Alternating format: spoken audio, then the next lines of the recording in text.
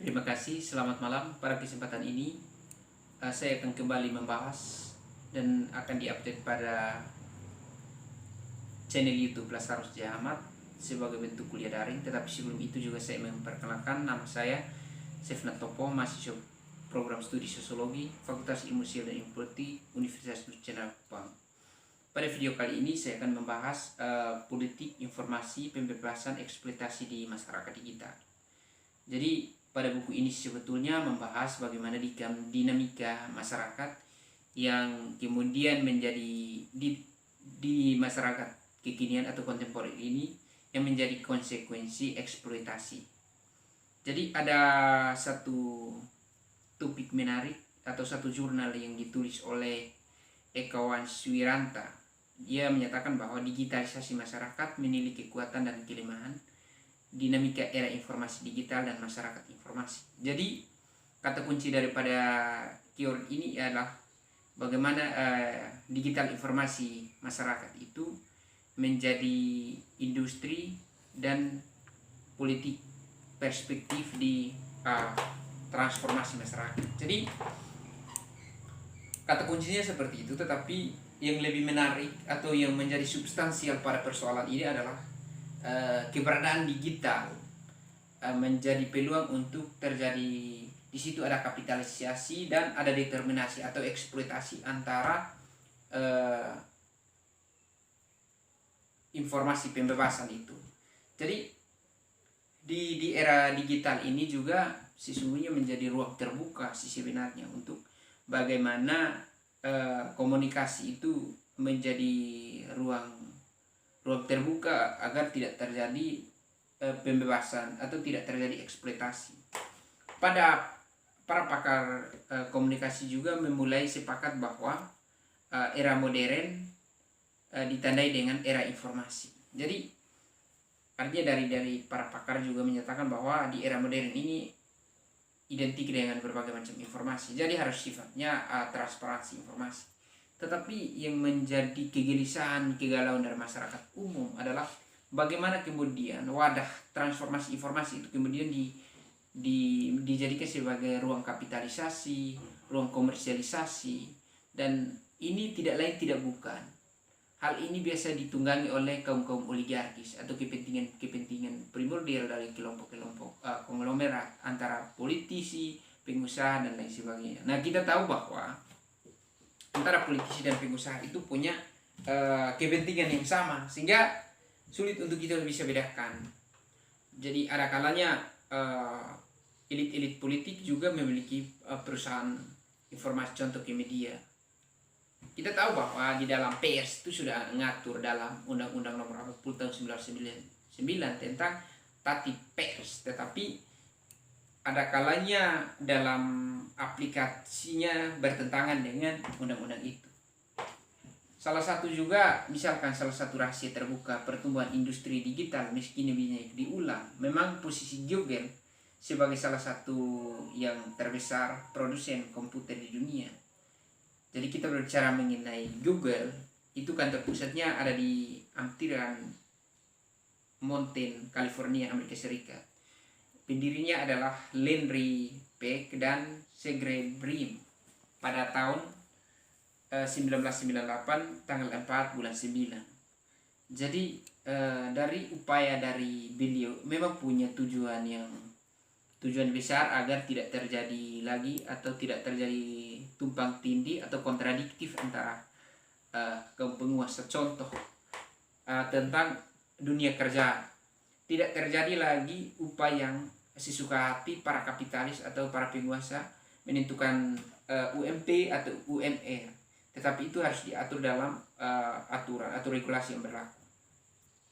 Faktor yang mendasari kebutuhan atau sumber daya komputasi ialah bahwa Google pencari sifat rekursif, karenanya ia hanya menerima masukan dari mereka yang mencari dan menggunakan layanan, tetapi harus menggunakan kembali datanya sendiri untuk mempunyai pencarian yang tepat dan bisa diidentifikasi.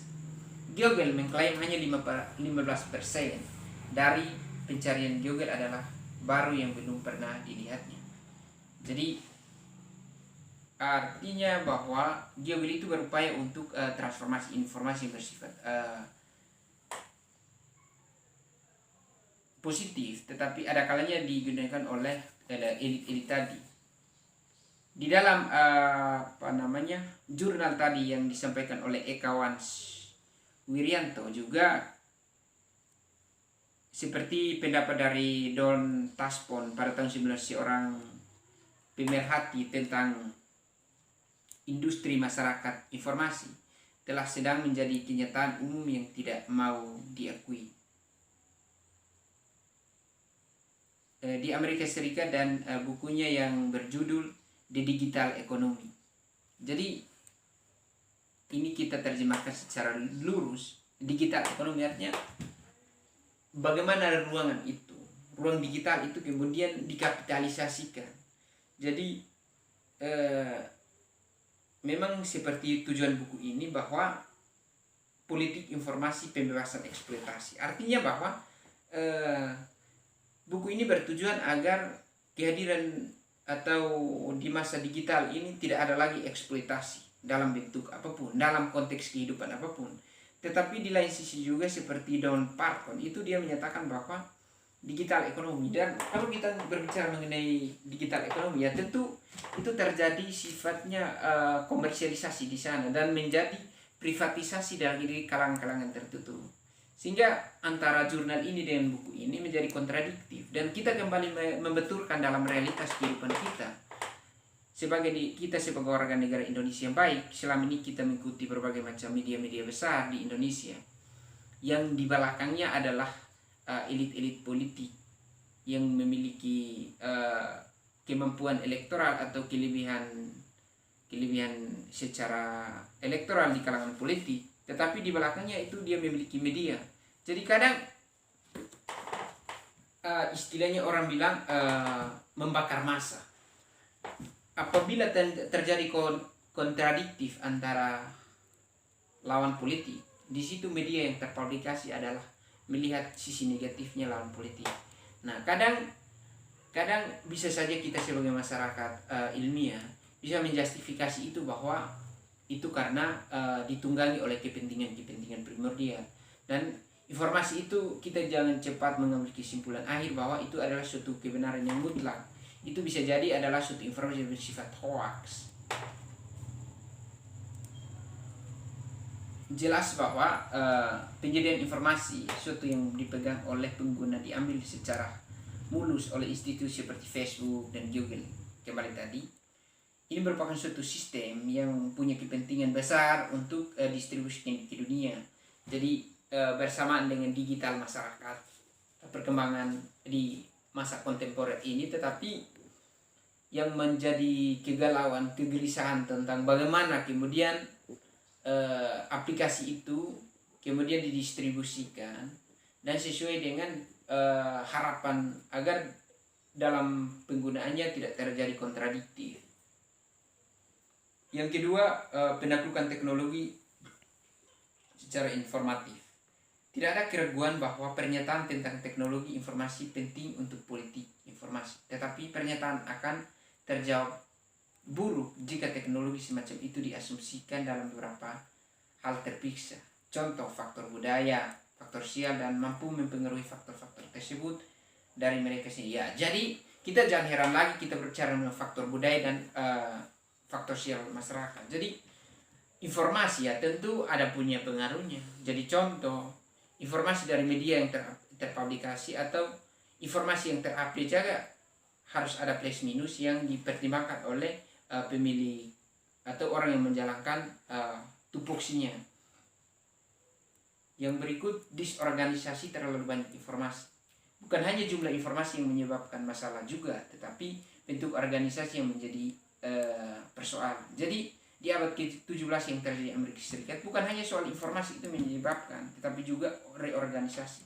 Jadi itu sederhana saja antara sistem itu, karena tiap elemen itu tidak memberi perannya dengan baik sehingga terjadi persoalan terkait dengan informasi. Bahkan sekarang digital juga persoalan yang sangat besar, karena itu tadi salah menjalankan tupoksinya. Itu yang bisa dapat saya sampaikan. Sekian dan terima kasih. Selamat.